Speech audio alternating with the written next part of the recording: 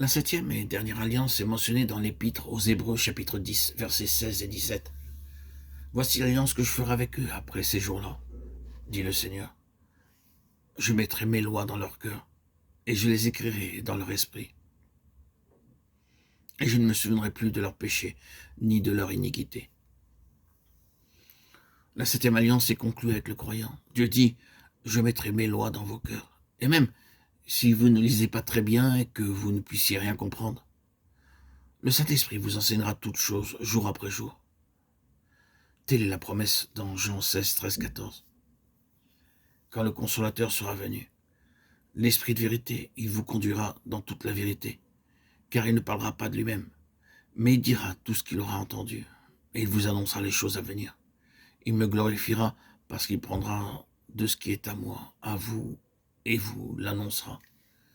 C'est la septième alliance, jour après jour. Le Saint-Esprit nous enseignera, même si nous ne connaissons pas l'hébreu, le grec ou d'autres langues.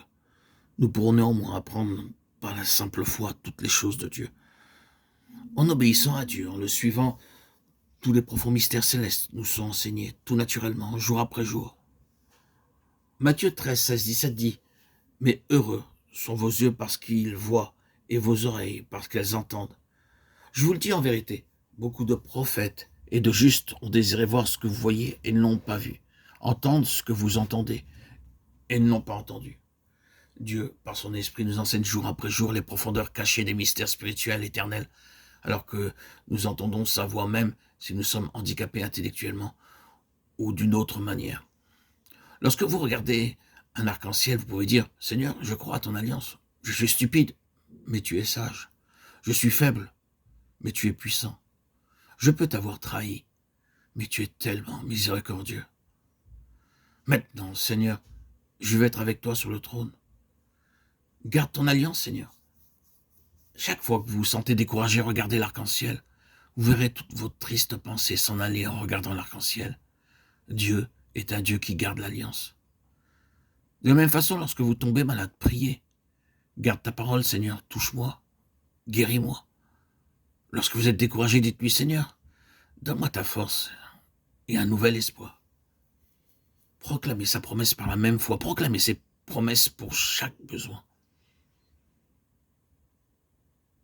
Dieu dit, par mon alliance, je vous amènerai avec moi sur mon trône. Alors vous régnerez avec moi comme des rois et des prêtres pour l'éternité.